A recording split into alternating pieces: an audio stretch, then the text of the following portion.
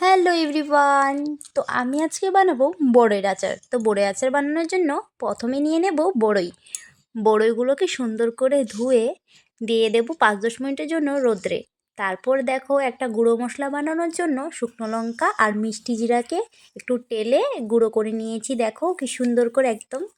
আর এদিকে দেখো বড়ইগুলো শুকোনোর পর একটু ফাটিয়ে নিয়েছি, কারণ বড়ির ভিতরে মশলাগুলো ঢুকলে আচারটা ভীষণই খেতে টেস্টি হবে। আর দেখো তেল গরম হয়ে যাওয়ার পর তেলে দিয়ে দিয়েছি ফোড়ন, মিষ্টি জিরা আর শুকনো লঙ্কা। তারপরই দিয়ে দেব গুড়টা মেল্ট হওয়ার জন্য একটু সময় রেখে দিয়ে তারপর মেল্ট হওয়ার পর দিয়ে দেব বড়ইগুলো।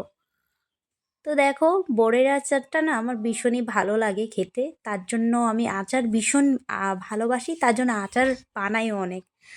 এদিকে দেখো কথা বলতে বলতে নুনও দিয়ে দিয়েছি, তারপর দিয়ে দিয়েছি শুকনো লঙ্কার গুঁড়ো, আর তারপর দিয়ে দিয়েছি গুঁড়ো করে রাখা মশলাগুলো দিয়ে নাড়াচাড়া করে একটু ফুটিয়ে তারপর ব্যাস আর কি, আচারগুলো হয়ে গেল।